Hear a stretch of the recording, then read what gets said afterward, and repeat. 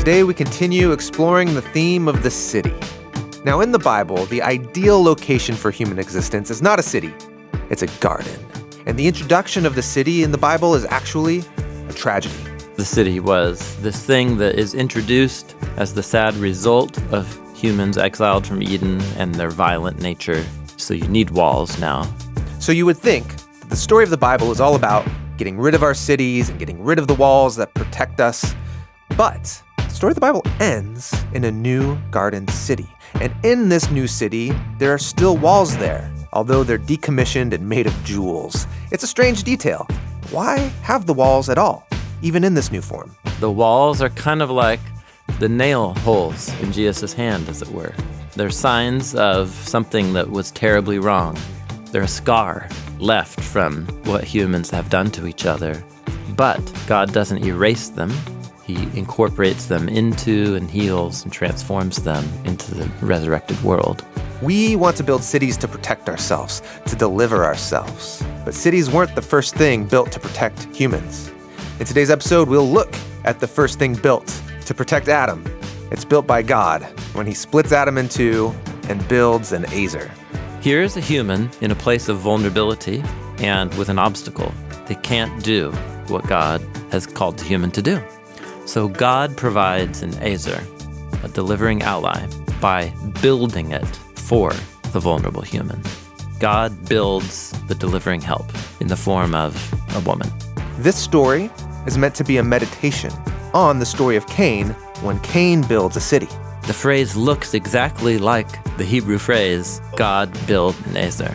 He's building his own deliverance. The woman is what God provides for the salvation and the deliverance of the lone human. And the city is what Cain builds to provide his own deliverance from death. First efforts to build human security were actually a sad rejection of God's offer to provide what humans need. Today, Tim Mackey and I talk about the first city in the Bible. I'm John Collins, and you're listening to Bible Project Podcast. Thanks for joining us. Here we go. Hey, Tim. Hey, John. Hi. Hey, we are talking about cities in the Bible. We're doing a theme on cities, which means that a city is not merely a setting in the Bible, but it does a lot more work than that. Yeah, it's definitely a kind of place with a feel and lots of meaning attached that doesn't overlap entirely with our modern experience of cities. Some of it does, but a lot of it doesn't. Yeah. And so maybe we've only had one conversation, but I think kind of a couple of takeaways to come back to it, bring us up to speed, is one, what we started calling the surprise of the city, which is that the story of the Bible doesn't begin in a city. It begins in a garden. And when cities are introduced, they're a problem. They're both a result of a problem and then a further generator of the problem. Yeah. They incubate violence and they become the place where arrogance and violence of mankind just comes to like a fulfillment in a way. And so you would kind of imagine then reading the story of the Bible, like the city is a problem. And whenever I get a glimpse of what it could have been or what we should have or what we could go back to, it's garden imagery. And it doesn't make you think of like, okay, cool, let's go build some cities. Yeah, or that the future will involve cities. Because, let's recall, the Hebrew word city and the fundamental concept of the city in the culture and times of the Bible is a fortified, walled enclosure that keeps you safe from all the humans that want to kill you outside those walls. Yeah, it's about security. Yeah, it's about security in a dangerous world. So the surprise is that you begin to get glimpses. We read Psalm 46, and there's this heaven, there's a city of God, the city that's so high and so removed and so different than a normal city, that while all of the land could just fall apart in some chaotic apocalyptic end of the world scenario, mountains slipping into the sea covering the land. We're talking about decreation. This city will survive that. It's untouched. Yeah. And God is in the midst of that city. And then Isaiah talks about nations streaming to this city. and for there to be some sort of new sense of peace amongst all the people of the world. Yeah. Zechariah talks about it as a city that doesn't need physical walls because Yahweh's fiery glory is the wall. But instead of keeping everybody out, it's actually going to attract all the nations who are going to become one with the people of Yahweh, and God will be in their midst. So even there, the walls become a signal for the nations to come. Yeah. Yeah.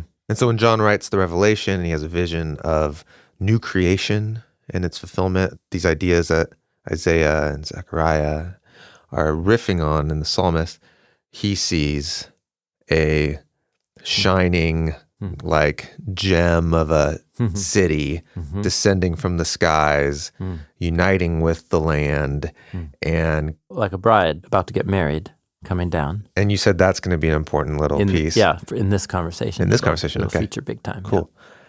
Be a bride, and the gates of the city are always open. They never are closed, and the nations come in and they bring all their honor, and there's this kind of uniting of humanity, not in a way that like now everyone lives in this one city. It's not like the city where the whole world lives. But it's the hub.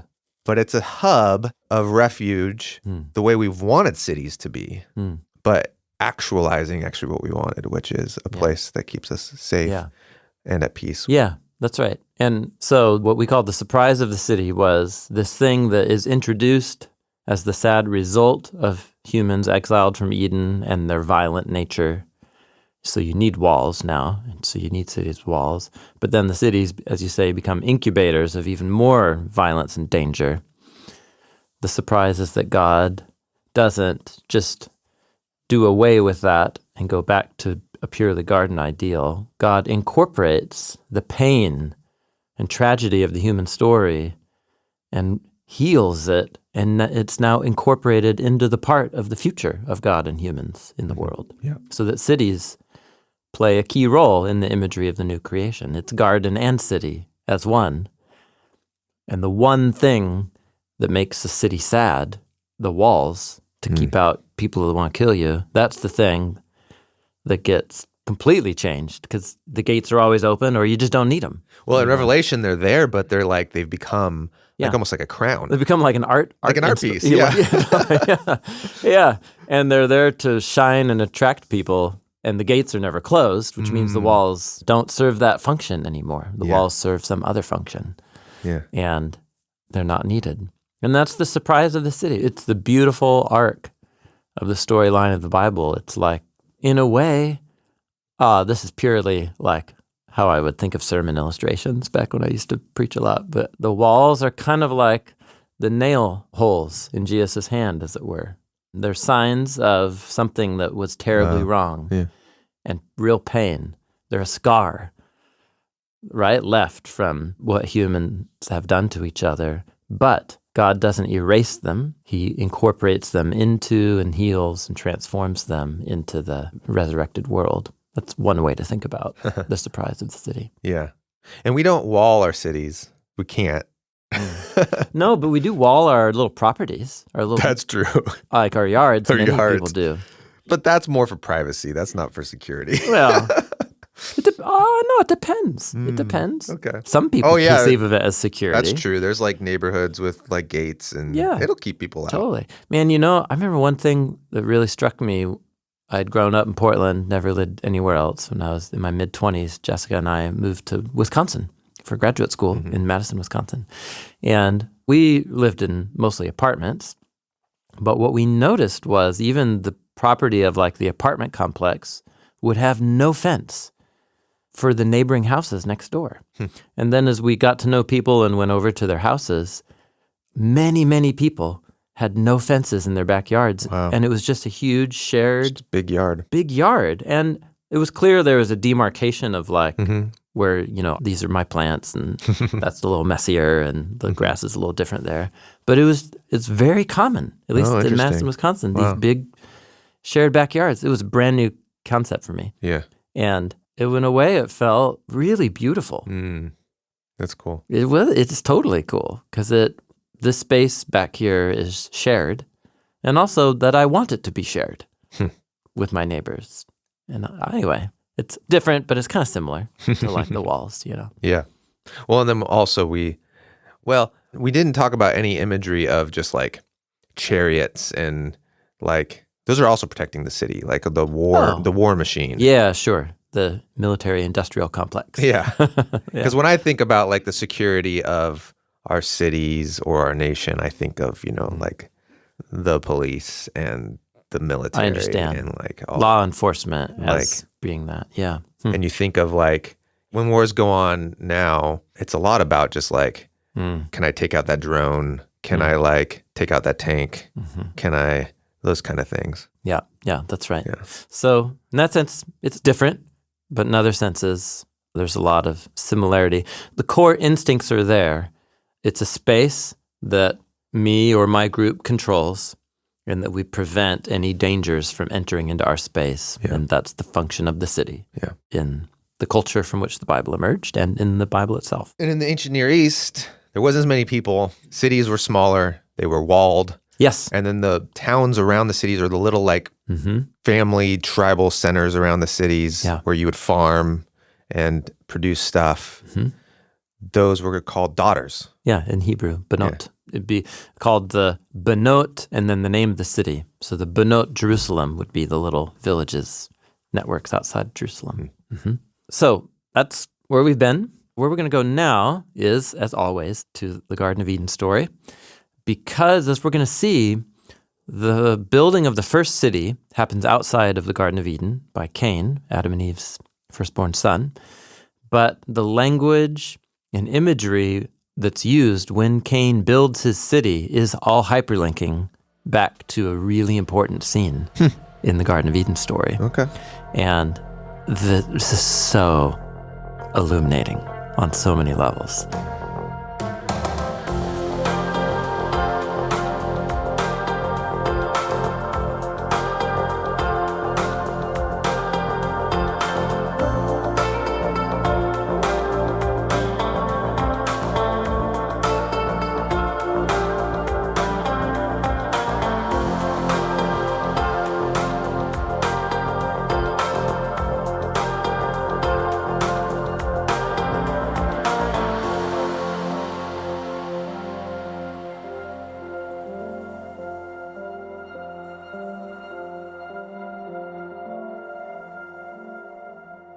So let's start with just remind ourselves of why is a garden the fundamental concept of the ideal in the imagination of the biblical authors? Because it wasn't just them that thought that. All of their Canaanite and Mesopotamian and even Egyptian neighbors all pictured the ideal human state, at least looking back, as beginning in a garden.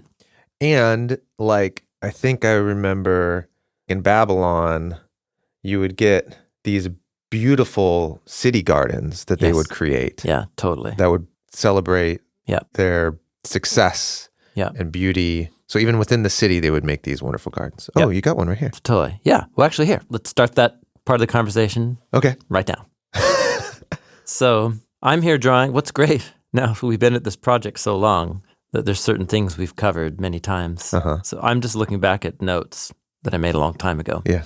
From the Tree of Life series. And then I incorporated a lot of that material into a Bible project class, a classroom, on Genesis 1 and the meaning of heaven and earth in the Bible.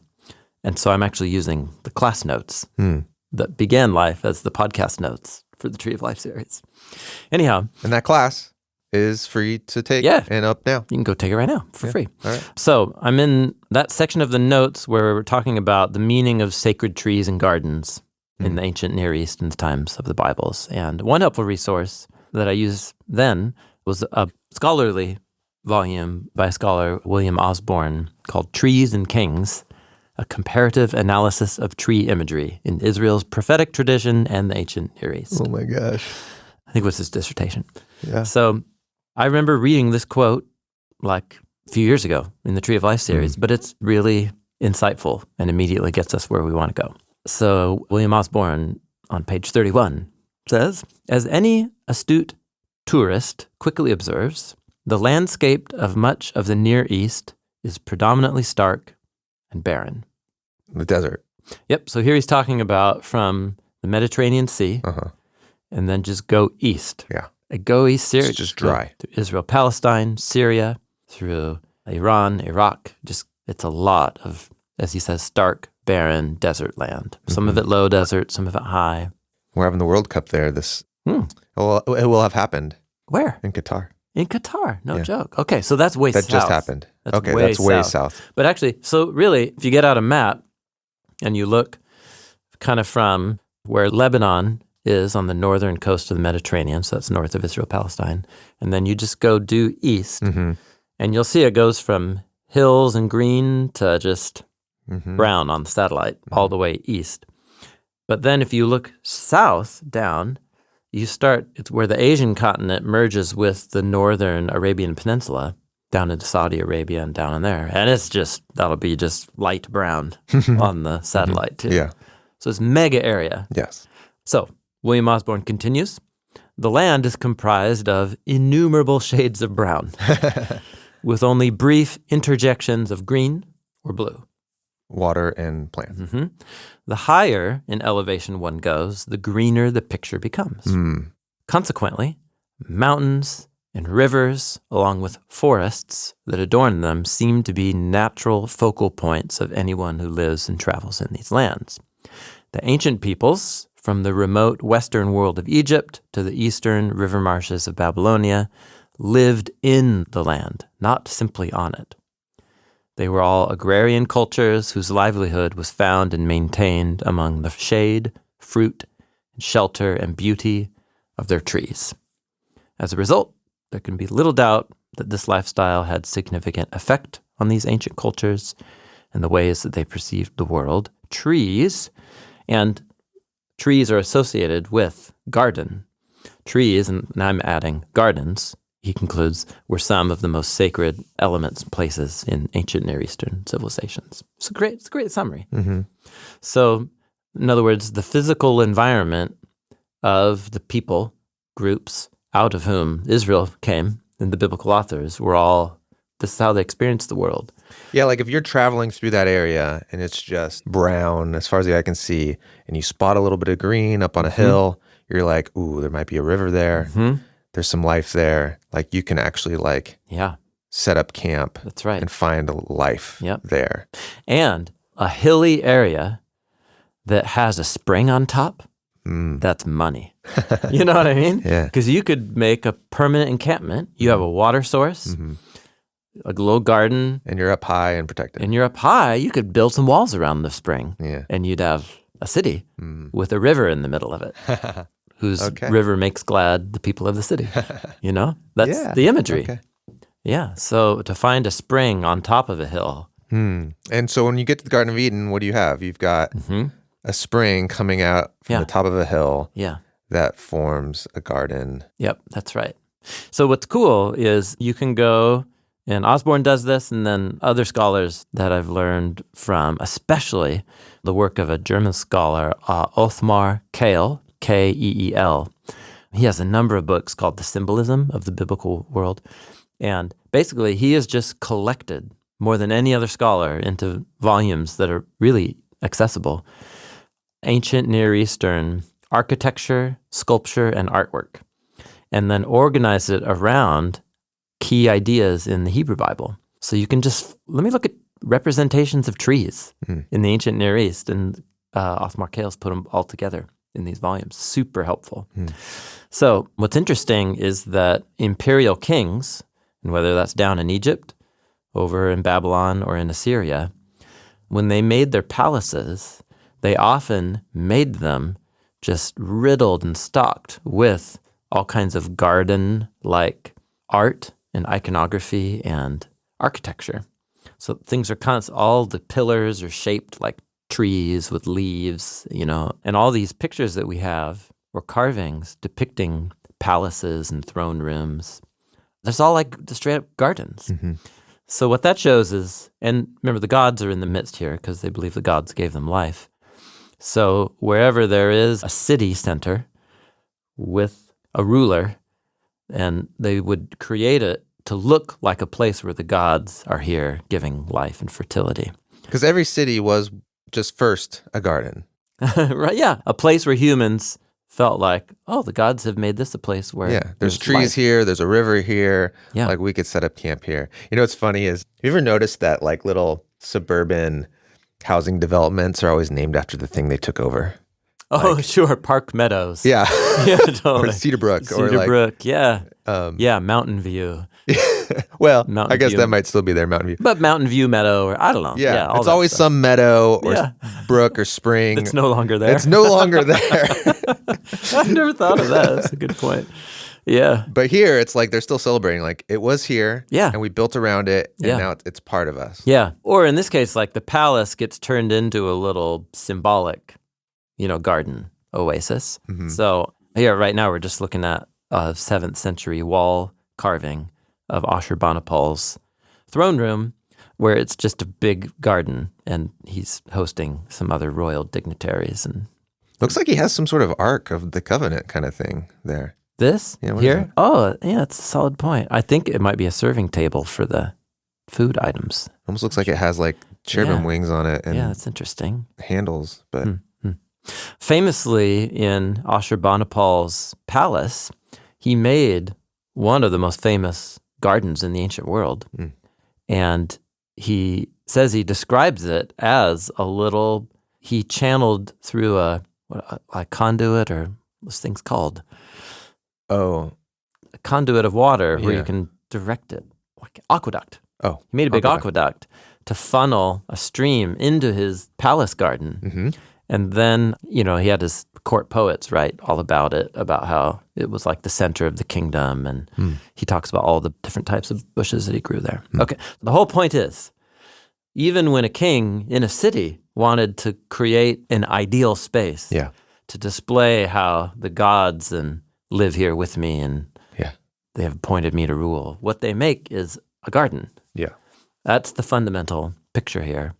And so the Garden of Eden is another expression of that ideal that God, the ultimate cosmic king for the Israelite authors, would touch heaven and earth together and plant his human ruling images. And what do you get? It's in a garden. So that's the first very general point to make. Like that's what we should be feeling, those vibes, when we're in the garden itself. So when we are there in the garden story, God plants a garden in the middle of the desolate wilderness. There's a wilderness, provides a river. Out of the river, water creates mud. And when I think of wilderness, I think of a flat place. Oh, yeah. But you keep saying like, look, the river flows all the earth. So this is a wilderness that was on a mountain. Yeah, or at least a hilly region. In this case, it doesn't say it, but this stream that God's going to provide is on a hill because it's going to become a river that splits and goes out to water all the earth. Yeah, pretty epic hill. This is the epic hill, totally. Yeah. So the elevation of the hill is not drawn attention to, or it's not focused on here, but it's kind of assumed. It is assumed because water goes downhill. So God forms a human from the dust of the ground and breathes, into the nostrils the breath of life. So then there's a big focus on that river and says it went out and watered the garden, and after it left the garden, it separated and became 4 rivers. Whoosh, out it goes. And lo and behold, this is going to be important for the cities. It waters. One river is called Pishon, gusher, and it goes down to the land of Havilah, which is, as you find out later in Genesis, an important stop on the way to Egypt. So this river is going to Egypt. The second river is the Gihon. Now it says it goes around the land of Cush, which is typically in northern Africa, but there's another Cush that is a tribe like central to the land of Israel. It's interesting.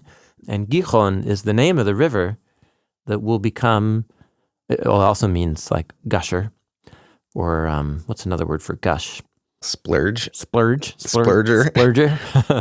It's the name of the spring that sources water in Jerusalem later in Solomon's day. The name of the third river is the Tigris, that goes through Assyria. Yeah. The name of the fourth is the Euphrates. So those two are very clear, like rivers we know on the map. Yeah, because some form of them still exist today. Yeah. But the point is the places where one is associated with Egypt. Okay. Second is associated with Assyria. The fourth is associated with Babylon. Notice this is in the Eden story. So Yeah. like the narrator, These lands exist. right? These lands will become the settings of all the bad empires, Yeah, all the bad cities. yeah, But it's that all the source of life that they're going to get comes from Eden. this. This heaven on earth river. Yeah. Okay. So God takes the human, puts the human in the garden, gives them a command. Okay. Yeah. So next thing, Yahweh Elohim said, "It's not good." This is the first thing that is not good. On the 7 days, it was good, good, good, good, good, good, very good. It's the first thing, not good. Mm-hmm. It's not good for the human to be alone. Because there's just one human. There's just the human, ha'adam, the human. I will make and the Hebrew word here is ezer, for him. So this is revisiting podcast. Think back in the Family of God conversations a couple years ago. We really focused in on this. It's usually translated with the word helper, or King James help meet. I recently came across what is now my favorite translation. Thank you, Dr. Carmen Imes, Hebrew Bible professor down at Biola now, University. She has the translation ally, which is perfect. An ally. Ally. And I've modified it slightly to delivering ally. Because an ezer is always, well, actually the main one it describes in the Hebrew Bible every time this word appears is God. And specifically when God comes to rescue Israel. Actually, we saw it in Psalm 46 in the previous conversation. Yep. God is the help for his people or for his city when the world's falling apart. Yeah. So if you have the idea of like assistant helper or helper to the assistant, like this it means the only one who can provide the deliverance that is needed to provide safety or accomplish the mission. So that's why this is like making a treaty with a neighboring king who can come and protect and rescue you. Or even more, that they have the river in their land. Yeah. And we have like the flat, fertile farm fields. Yeah. And so let's become each other's ezer. So I can grow the wheat, but you have to send the water to me. I see. And we're allies. We're allies. It's a perfect word. Yeah. Thank you, Carmen. So I will make a delivering ally for him. But delivering because, why are you adding the word delivering? I'm adding the word delivering because what it means is there's something wrong. There's some challenge, obstacle. Without the ally, you're in trouble. You're in trouble. And so this relates to, what do I know about the job given to Ha'adam? From the 7-day narrative, it is to rule as male and female that together are the image, and to be fruitful and multiply. Yeah, and subdue. Yeah, and that calling cannot be fulfilled with the lone human. So I'll make the delivering ally. So you get the scene of Yahweh forming creatures from the ground, bringing them to the humans to see what the human would call them. And the human calls the names of the creatures, but for the human there was not found an ezer. So now we have a whole narrative. Yeah.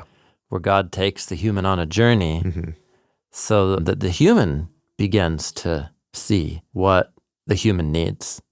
Like the human begins to realize that the human doesn't have an ezer. Because like here's those creatures, and well, that's not like me. I can't work with that. That can't be an ally to me. At least I think that's what's going on. Yeah. So God causes a sleep, actually not just any sleep, but like trance, visionary, altered consciousness sleep. That's what tardema means. And he slept. And he, that is Yahweh, took one from his sides, or one of his sides. He closed the flesh in his place. Here's the key word. And Yahweh built the side, which he took from the human into woman. And then he brought her to the human, and the human sings a little song of rejoicing. And famously, this has been translated as rib.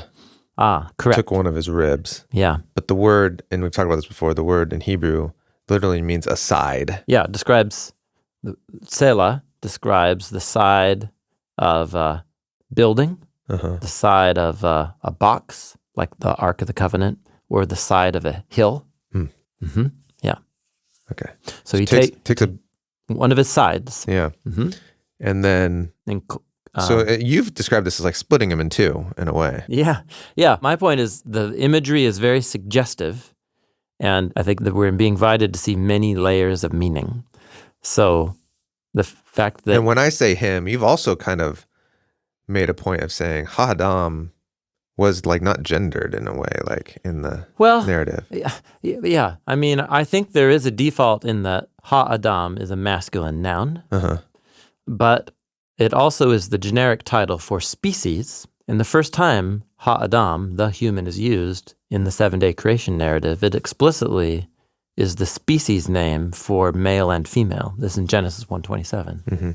God created Ha-Adam. And here you get this picture of someone who split in half becomes male and female. Yeah. So whether the default beginning state is male and then out of male comes woman, that's a legitimate inference of the narrative. But I do want to at least be aware that male default is not the emphasis of the story, because Ha-Adam is generic, can refer to the species or to a human male. And then the words man and woman that are specifically gender words or biological sex words don't appear till after the splitting. Okay. So I just feel like that has to be significant. Yeah. Anyhow. So you made a point of saying when Yahweh takes the side, Yahweh builds the side. Yes. So this word build, it's curious. Here, we'll just do a real-time situation here. This is Genesis 2, what is it, 19? So New American Standard has fashioned. So kind of make the word feel less awkward. Like crafted or something. Yeah. So 375 occurrences in the Hebrew Bible. So Noah is going to build an altar. That's the word bana. Nimrod is going to build Nineveh. Abraham builds an altar. Actually, in the book of Genesis, the two things that get built are cities or altars. What's Genesis 30? Oh, actually, well, that's a really interesting one. Weird. Yeah, it actually makes sense, but it's a deep rabbit hole. Okay, we'll skip it. Exodus 1, the Israelites are building cities for Pharaoh. Moses builds an altar. Notice this is basically it. Yeah. Altars and cities. Altars and cities, okay. So it's builds the side of Ha-Adam into a woman. That's weird. It's a weird thing to say in Hebrew. It's supposed to catch your attention, like... It's supposed to make you think, like, is this an altar or is this a city? Yeah. What you build are constructed items. And the only two things, built in the Torah. Because when he formed man out of the dirt... Yes, it was a word for molding. Molding. Yatsar, which is what's used to describe what a potter does with clay. So this is more of a construction word. So and this is very common in the Hebrew Bible. The biblical authors will use intentionally awkward, strange feeling turns of phrase. This is awkward in Hebrew. It's awkward in Hebrew to get your attention. That they're either... There's an idea behind it. There's an idea that they're either hyperlinking back to, or in this case, I think foundationally, like establishing an idea that's going to become important in what follows. So my point here is just to say, here's a human in a place of vulnerability and with an obstacle. They can't do what God has called the human to do. So God provides an Ezer, a delivering ally, by building it for the vulnerable human. God builds the delivering help in the form of a woman. That's the foundational image in this little scene. Okay. And those aren't details you would necessarily know to pay attention to. But as we're going to see, the little thing I just said is just going to keep coming up over and over and over again, but in really creative twists. And the thing that you said is that he builds a woman? You have somebody who's in a desperate situation. They can't get themselves out of it. Got it. And so God provides a delivering ally, an Ezer. And God provides it by building it for them on their behalf. Okay. What they could not do for themselves, God builds by giving them an Ezer. Got it.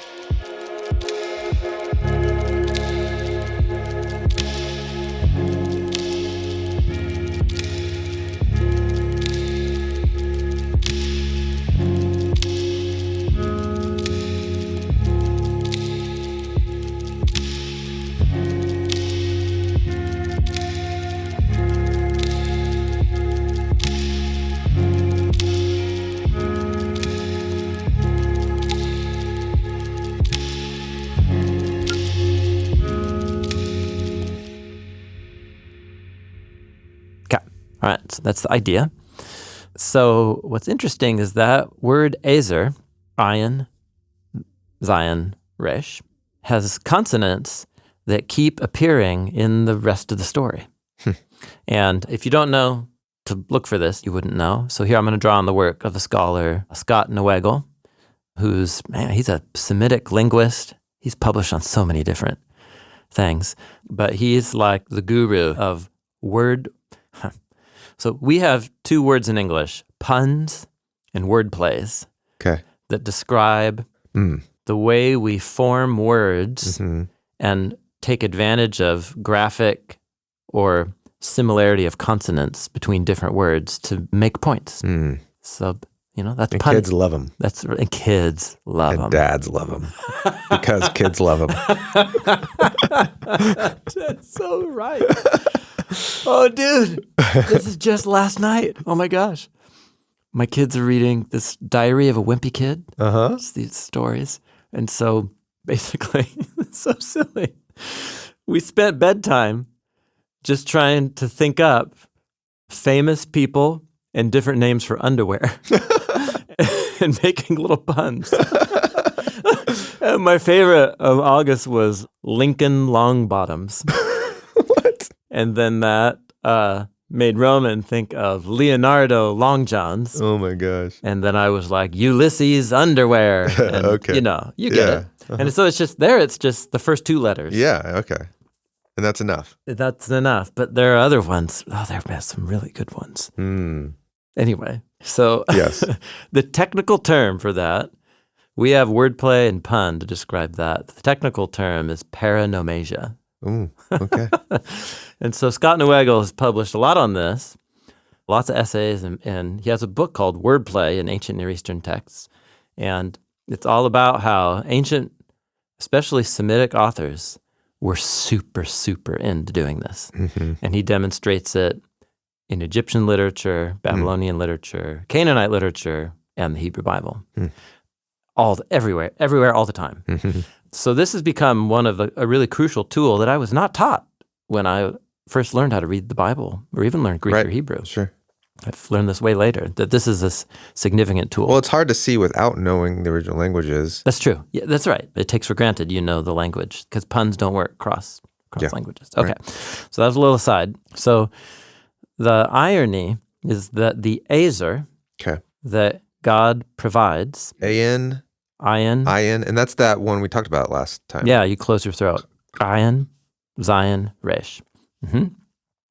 So what's interesting is what you're told about then the man and the woman, the Ezer and then the human, once they're together, is that they are arum, naked. Arum. And the word arum has 4 letters, but 3 of those letters are identical or have almost the exact same shape as the 3 letters of delivering ally. So ayin and resh, and then the word arum has a letter vav that is drawn almost identically to the middle letter of Ezer, which is zayin, but just doesn't have a little cross squiggle on the top. What sound does it make? In this case, it's the vowel u in arum. Marks the vowel. Marks the vowel. Okay. Yeah. Arum. So the Ezer and her, the one she's there to deliver, are both arum. And there's a similar sound in that you're using two of the same letters. Two of the same like sounds, letters, but then there's also just visually it looks similar as well. So it's a graphic interplay. So you would say the word naked is made up of 3 of its 4 letters, look identical. Well, 2 are identical. 2 are identical. The 3rd looks like. And that's important enough. Okay. Yeah, that's how it works. Okay. Yeah. And Newegel has a whole chapter on this, on how do you know it's happening. And if you see essentially a high density of similar letters keep popping up within a connected literary unit, and you can begin to see interconnections or interplays of meaning between them, then you've got a good case. There's paranomasia going on. So what's interesting is they're naked, but then that nakedness, so notice that the nakedness and the Ezer, who's the woman there, that becomes the main focus of the snake in the tree story. where the Azer that God has provided actually becomes the target for deception by the snake. And then when she sees and takes from the tree and then gives to her husband and he eat, the first thing that happens is they open their eyes and they realize they are Arum. So the one that God has provided as the Ezer has now brought about something that's now not good, namely that they see that they are Arum, which was fine earlier, but now it's a problem. So then the nakedness of this couple that's now been brought about because the Ezer was deceived and then the man was deceived, they're Arum, and so they're exiled from Eden. But then there's that little note that God provides garments of skin for the humans.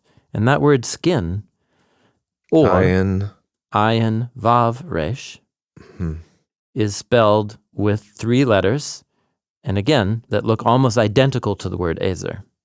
Yeah. It doesn't sound to our ears, Ezer or, so it's a graphic similarity. Because the Z is now the vowel-looking thing. The vowel vav in the middle. And the ayin is, you don't really hear much anyways. So it's really just the R that feels very similar. Yeah. So Scott Newegel, I've learned a lot from about the mechanics of how paronomasia and wordplay works. The scholar that pointed this particular insight out to me was David Andrew Teeter. And his work on Genesis that is beginning to be published, and it's so insightful. So he's the one who pointed this out to me. Okay. And essentially, here's the connection, is that God provides and builds an Ezer to deliver the lonely human. But the Ezer tragically becomes the one first, and then the man, who's targeted, that results in the humans realizing that they are Arum. But God provides for their Arum nakedness by giving them Or, as they are exiled and go east from the Garden of Eden. Which is a type of help. Oh, the exile? No, the Or. Oh, the Or. Yeah, exactly. In other words, both the skin and the Ezer, and those 2 words look almost identical. Yeah. Are things that God provides in a bad situation. The first time it's, providing Man's a solution. Alone. Yeah. Here it's now providing covering for a tragedy. So the 2 things that God provides, the Ezer, the ally, and the skin, are nearly identical shape. And then those letters are all linked together in a really precise sequence. The Ezer leads to the Arum, leads to the Or. God provides the Ezer, humans create Arum, but God provides the Or. God provides the allies lead to the humans naked, so God provides the skin. Okay. So these are not things that you would necessarily notice. I think your attention might get drawn to them because of other features in the text, but that's step 1. Okay. The next step is when you take the next story on board and you start to see the same words or letters or ideas popping up in a way that is hyperlinked back to the previous story. And that's where we get finally to the story of Cain and the building of the first city.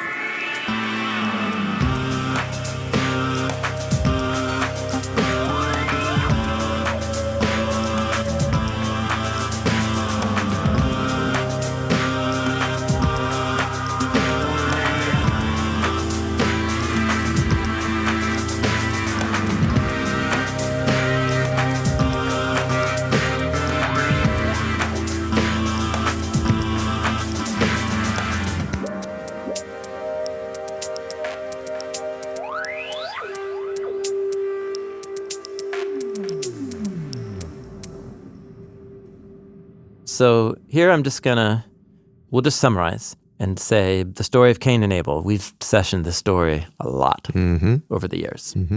So I think what I'll just try and remind us of to upload is they're right outside the garden. The parents are exiled from the garden. In Cain and God's conversation, you discover they're by a door or some kind of gate, presumably the gate of backed into the garden, and they're offering sacrifices. He and his brother are, Cain and Abel are, Adam and Eve's 2 sons. God favors Abel's sacrifice, and then God has a conversation with Cain, and you realize Cain has a choice about to do good or to not do good. And there's an animal-like creature crouching, desiring him, that he's called to rule, and it wants him. So that's the portrait. And just with those little brushstrokes, the narrator is painting Cain. Just to make sure if someone's listening and they're not familiar with the story, the conflict here, just to dial it up, is that they're both giving sacrifices, and God shows his attention and favor on Abel's sacrifice. Yes. And Cain is like, what's the deal? Like, why are you ignoring me? In fact, he's hot with anger. Yeah, he's angry about it. Yeah. So what's he going to do with his anger when he feels like God's not being fair, God's not doing what's to him seems like the right thing to do, which is to give him favor and attention too. That's right. So what God says is you have a choice between good and not good, and there's an animal crouching that wants you to influence you, and you need to rule it. So with those little lines, that's the language of what his parents were called to do to the animals, to rule them. The animal that's trying to get you sounds eerily similar to the animal that was trying to get this, that did get this guy's parents. And it's a choice of good and not good, which is exactly the words used of his parents, the tree of knowing good and bad. So this is Cain, this is the next generation standing at the tree, so to speak. So he makes the wrong choice. He, in anger, rises up and he kills his brother out in the field. So just like God did to Adam and Eve, God shows up asking Cain questions. Actually, the same question. Where? He came to Adam and Eve, where are you? He comes to Cain and says, where is Abel, your brother? There's a lot of what do you say? Not blame shifting in this case, but like punting, trying to evade the question. You're like, I don't know. What? Am I the keeper of my brother? And remember, Adam said, well, it's a woman you gave me. The woman, it's a snake, and so on. And so what God says to Cain is exactly what he says to the snake and the man and the woman, which is, what is this you've done? And he says to Cain, what is this you've done? Then check this out. This is important. So what God says is, the voice of the blood of your brother is crying out to me from the ground. So the word blood is related to the word human. It's another wordplay. Okay. And you remember this, when the human was made, it was Adam, it's human, made from the Adamah. The dirt. The dirt. So human and dirt. The word blood is actually connected in here because the word blood is dam. So Adam, human, Adamah, ground, dam, blood. So what he says here is, you have made the dam of your brother go back into the Adamah, the dam to the Adamah. So what God did was create Adam out of the Adamah, and you just took a human life and have returned Spilled it back in. the dam of an Adam into the Adamah. In other words, Cain took it upon himself to become God, to take away life. But the Dom lives on in a way. Crying out, exactly. Yeah. The life of Abel in the Adamah is crying out. That's right. Whatever that means. Yeah, it stands there before the blood on the ground. It still is to any human who isn't desensitized to it. Like when you see a puddle of blood, it should be, and it is shocking. Yeah.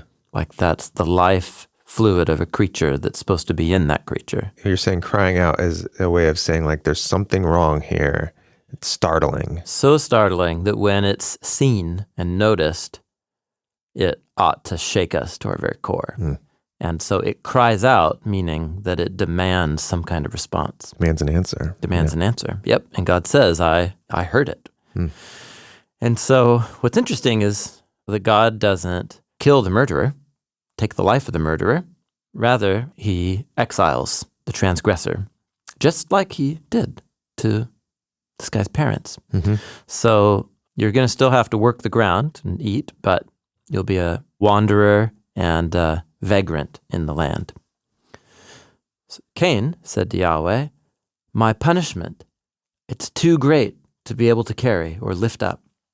You have exiled me, banished me. It's exactly the word used to what Yahweh did to Adam and Eve. You have banished me this day on the face of the ground.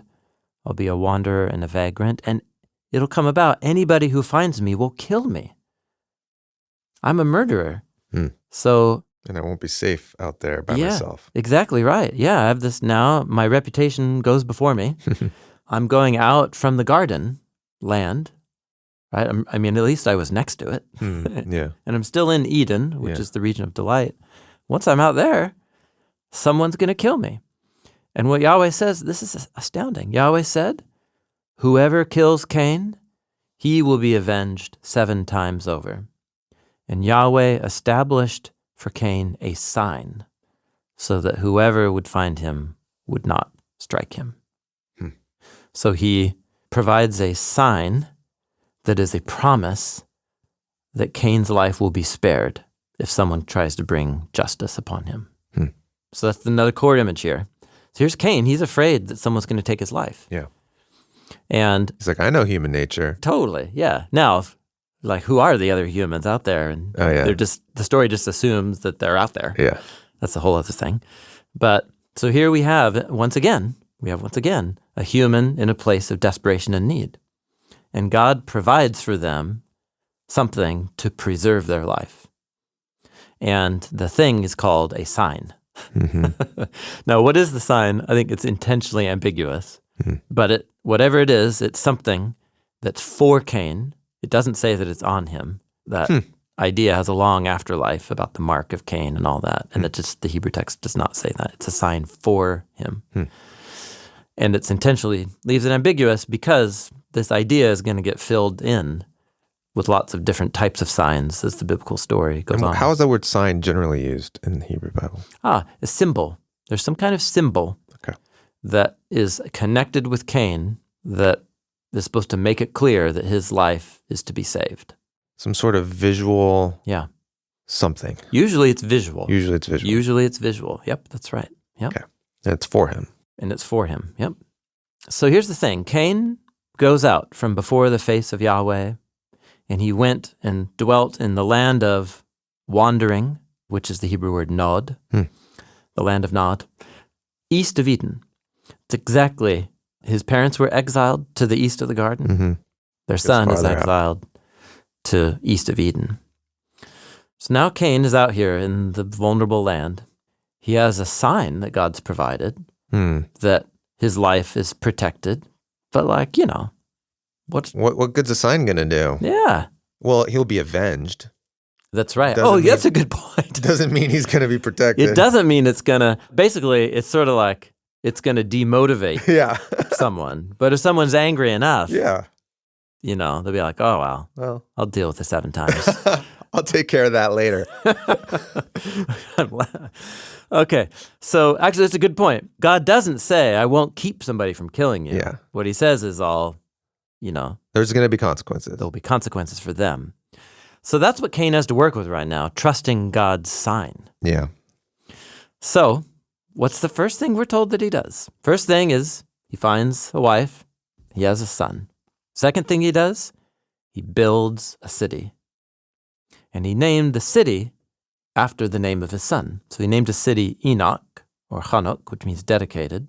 And then he builds a city, and then he names the city after his son. So notice the close correlation of woman, child, city. He marries, he knows his wife, son, the name of the son, he builds a city, names the city after the name of the son that he had with his wife.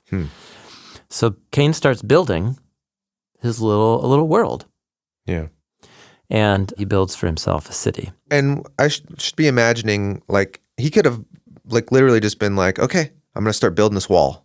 Oh, good point. Yeah, that's literally build a wall around a hamlet. Yeah. He's just like, here's where I live. I'm going to start building a wall. Yes. And I'll have my own allies that will come if they want. We'll make peace. They could come in and we'll just keep making this bigger wall. You got it. Yeah. Yeah, we'll expand the wall when, the extended family grows and maybe some other wanderers will come along. And so we're talking about a town. Right. Like a hamlet. A walled town. A hamlet. A hamlet, yeah.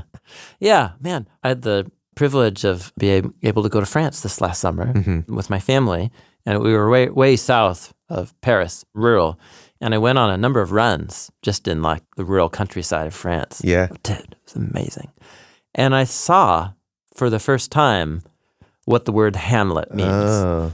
It was a wall. It was like a shoulder-high stone wall, hundreds of years old, around maybe 4 or 5 houses, and then there were like 2 attached barns and a bunch of fields. And the wall went around the whole thing. Yeah. Okay. And I was like, oh, it's an ear. It's a Hebrew ear. There it like is. A city. That's it. Yeah. So that's it here. That's what he's building here. He's building here. But remember, the definition of city is walls. Mm-hmm. Yeah. So here's just what's fascinating. Again, this is what David Andrew Teeter pointed out to me, and it's certainly right. So notice how Cain is clearly replaying the story of his parents. Yes. And God's treatment of Cain is very similar. Yeah, because Adam and Eve, they're told they're going to die. Death penalty that's their consequence. Yep. They're not killed. They're spared from death. They're banished east.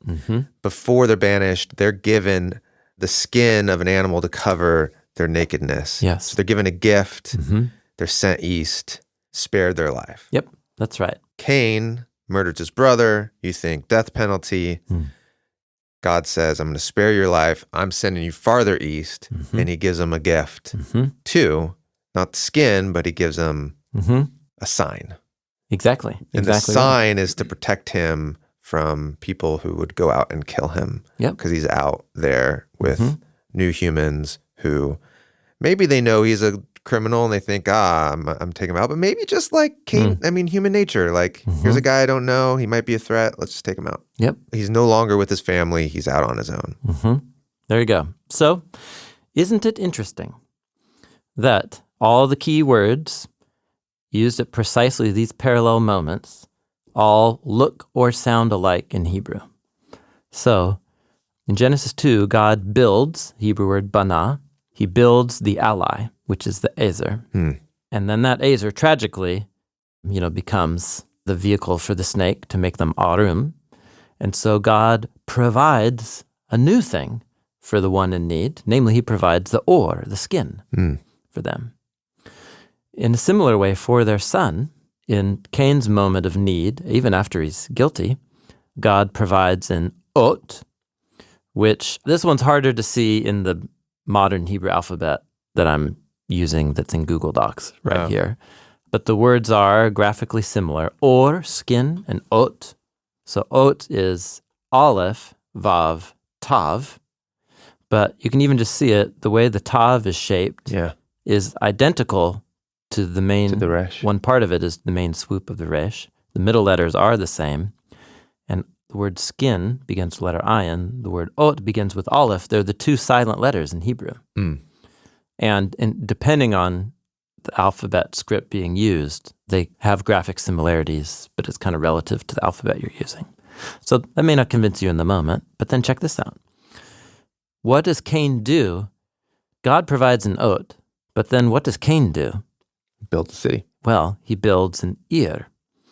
So the last time we had the word build, it was God providing. God built an ezer. And what Cain builds is an ir. Ezer and ir. So ezer means help, ir means city, look almost identical.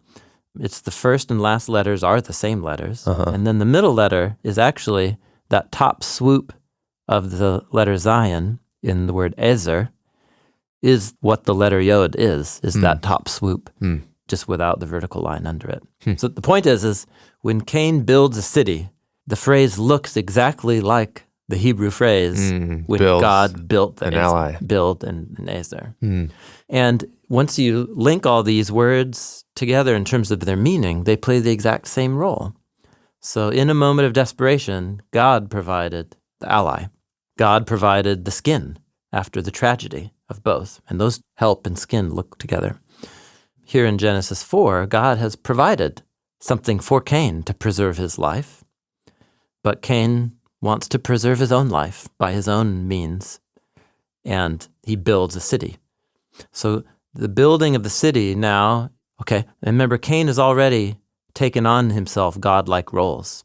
He took the life of an Adam by spilling the dam into the Adamah. And now he's taking on himself another godlike role, which is to provide his own security in delivering help. And he builds the city, which is in parallelism to God building the ezer for the human. Does that make sense? How how the parallels work there? Yeah, it makes sense. I'm wondering how it's not landing completely for me. Okay. Why is this so significant? Okay. Just as God built an ally because of the human's inability to preserve life. Adam, humanity, Adam, was unable to be fruitful, subdue the earth, and multiply. Yep. Namely because he couldn't reproduce. I mean, that's a big thing. That's right. So he has life. The human alone has life, but can't preserve it and can make it go on. And so God provides an ally, which is the woman, which allows man and woman. Yep. God builds the ally. Builds the ally. Yeah. Yep. And then once that alliance is broken because of humanity's failure, God provides something again. He provides the skin. Just as God did that, so similarly, God provides a sign to compensate or cover for Cain's failure. And what does Cain do? He decides to build a city for himself. So the thing that God built to preserve life, Cain is now building for himself to preserve his own life.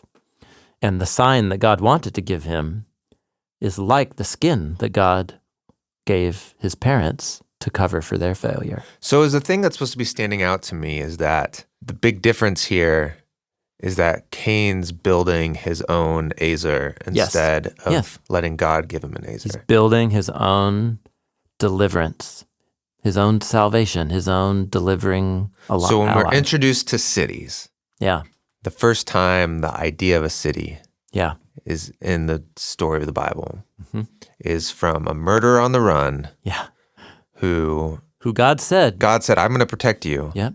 And they decide, yes, great, but also I'm going to protect myself. Yep, that's right. The first time a city appears, it's a sad, tragic necessity from the human's point of view to protect ourselves here outside of Eden. It's a sad reality that we could not be further from the garden at this point. And it's supposed to make us sad.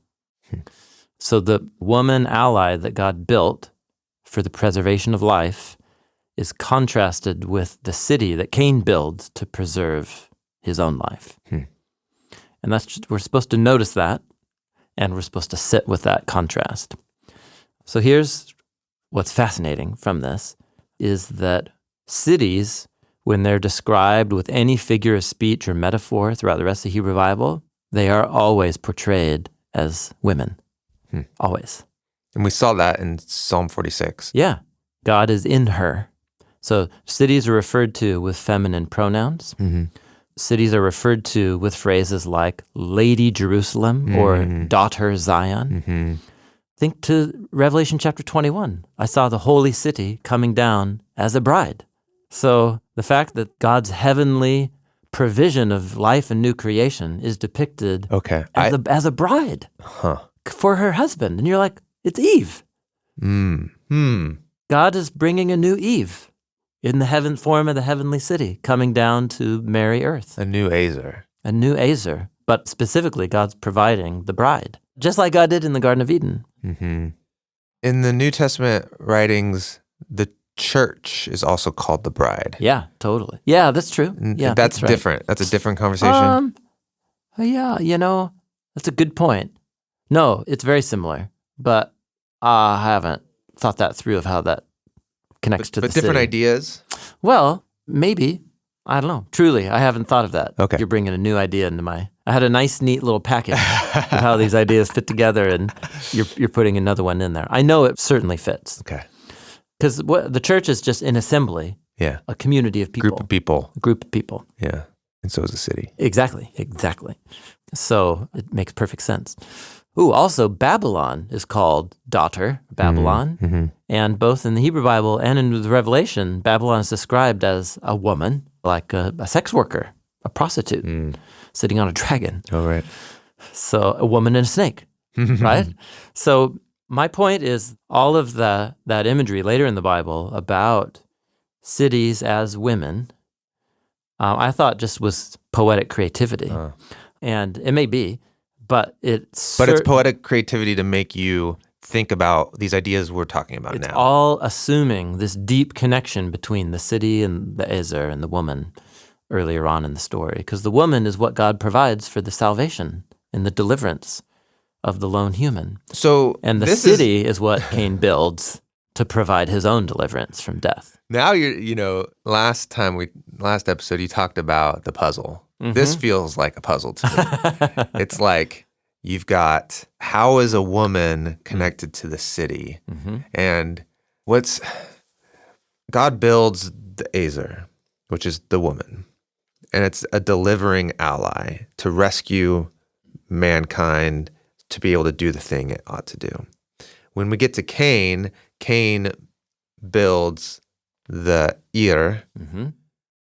and it's like those two phrases look identical. Mm-hmm. God builds the Ezer, Cain builds the Ir. God does it to protect humanity, Cain does it to protect himself.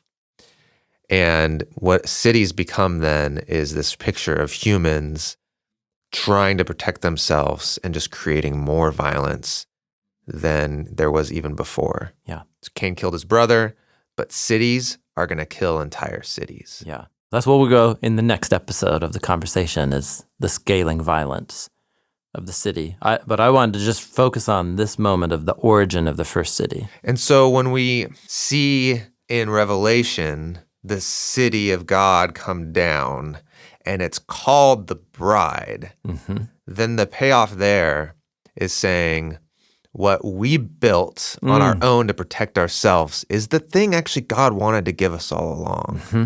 Yes. He wanted to give us the ally. The delivering ally. The delivering ally. Yeah, yeah, And we didn't need to go out and build it to protect ourselves. We could have built it with God. yeah, And God's going to give it to us. yeah. That's the payoff. Yeah, yes. Okay. Thanks. That's even with the clarity I hadn't typed out yet in my notes. That's exactly right. The thing that God did give and wants to give even more of is what Cain refuses to accept and builds in his own power and ability. Because you just follow that wordplay, Mm-hmm. and it's like God builds the Ezer, God gives the Or, God gives the out. What stands out is next, it's not God builds the city, it's Cain builds the city. Ezer. Yeah, the ear. That's right. And so you're like, whoa, that's weird. Yeah. I was waiting for the God because that's the pattern. God did the thing, God did the thing, God did the thing. Yes. Cain did the thing. Yeah. And then we've got this long now story of humans building the city until God comes and says, let me give you the city. Yeah, that's basically it. Cain's city gets out of control with violence, and then the next cities will be Nimrod cities, and then the next cities will be Sodom and Gomorrah, and then the next cities will be Pharaoh's storehouse cities that he makes the slaves build. And you're just like, dude, the city's getting out of control. And it all comes from this moment, because cities also provide security. Yeah. But what if the first efforts to build human security were actually a sad rejection of God's offer to provide what humans need to preserve life? And what if there was a city where God dwelt in it Yeah, yeah. and he was the reason that city was secure, not a wall, Yeah. Yeah. not its own power. Totally. So let's just maybe conclude, moving from biblical theological symbols to what is there that's more fundamental to human experience than wanting to save your life? Yeah. Am I safe? Yes. It's like the question that is constantly cycling in their psyche. Am I safe? Am I safe? Am I Both safe? like deep in there in our subconscious, anytime we're awake and cruising around, but then also like in moments where we feel in danger, we don't have to think about what to do. Our bodies kick into gear. Yeah. What is the limbic system, right? Kicks in and just fires your body with hormones so that you do whatever is required to stay alive. Yeah. So the preservation of life isn't just some like idle pastime that that we choose to like. It's like this is core, and that's the thing that Cain is feeling threatened. So you can really sympathize with why he would build a wall. No, it doesn't seem that weird. You Totally. don't get to this and go, oh, wow, he's building a city. That's going to be a problem. Yeah. You're just like, oh, yeah, great. I mean, Totally. So I want to emphasize that because you could like paint this as a movie scene and it's like a dark, cloudy day and there's thunder and lightning and Cain's like has this wicked smile as he puts the bricks on it or something. It's not like that. forms the stone wall. No, it's like he's looking over his shoulder as he's building the wall and he's like, who's gonna get me? And in a way, what God is asking Cain to do is really counterintuitive. But in a way, that's kind of like we're back to the decision at the tree. It looks beautiful. It looks good. It'll give wisdom. Why wouldn't I eat from this tree? Right. Why wouldn't I build a wall? Why wouldn't I build a wall? It's the most natural feeling in the world. And that's the dynamic. It would be stupid not to build a wall. It would be stupid not to build a wall. If not for the humans that want to kill me, at least for the critters? The critters that want to eat me. Those coyotes? Yeah. So it's not like a simple picture of like evil Cain builds a city. It's like a genuinely... The human impulse to protect ourselves then creates a setting in which... It's going to backfire. The spiraling of our own worst inclinations will just come to life. Consume us 7 generations down the line with a descendant named Lamech that comes from this guy who lives in this city. The train goes off the tracks. So that's the portrait, and I just want to end with that because it makes it really personally realistic, I think, that the origin of this thing. No, I just put in a Ring doorbell. I can see everyone who comes to my door there you now. Go. That's it. It's my own little fortress. That's it. And then somebody's going to hack your account and like do something with it to ruin your life and ruin your children's lives, and that would be the parallel to like what happens here. It just gets out of the thing meant to preserve life becomes now a tool of death. There you go. So that's the origin of the city. That was a lot of conversation around just a few chapters and a few words, but I'm so grateful for that scholar Andrew Teeter's work. And it's just been so insightful for understanding these chapters and also why cities and as portrayed as women play such a huge role in this theme going forward into the rest of the Hebrew Bible. Thanks for listening to this episode of Bible Project Podcast. Next week, we're discussing the stories of Cain's descendants who carry on in the footsteps of Cain. We're going to look at these 2 parallel stories, the city of Cain that leads to the flood, and we're going to look at the city of Nimrod that leads to the great scattering. The narrator of Genesis follows the genealogy of Cain down through the generations, and what we see is an intensifying of human murder and spilling of innocent blood in the land. And that leads God to deal with it. Today's episode was brought to you by our podcast team. Producer Cooper Peltz, associate producer Lindsay Ponder, lead editor Dan Gummel, and editors Tyler Bailey and Frank Garza. Tyler Bailey also mixed this episode, and Hannah Wu provided the annotations for the annotated podcast on our app. Bible Project is a crowdfunded nonprofit, and we exist to experience the Bible as a unified story that leads to Jesus. Everything that we make is free because of the generous support of thousands of people just like you. Thank you so much for being a part of this with us. Hey, this is Megan from Colorado. Hi, this is Enoch, and I'm from Nigeria. I first heard about the Bible Project on YouVersion when I saw Tim Mackey's daily devotional. I first heard about Bible Project from one of my coworkers. Bible Project helps me with historical context, understanding the Bible's meta-narrative, and working through complex topics. My favorite thing about the Bible Project is it makes it easier to study the Word of God through short animation clips. The creative excellence and theological accuracy displayed in everything produced. We believe the Bible is a unified story that leads to Jesus. We are a crowd-funded project by people like me. You can find free videos, study notes, podcasts, classes, and more at BibleProject.com. At BibleProject.com.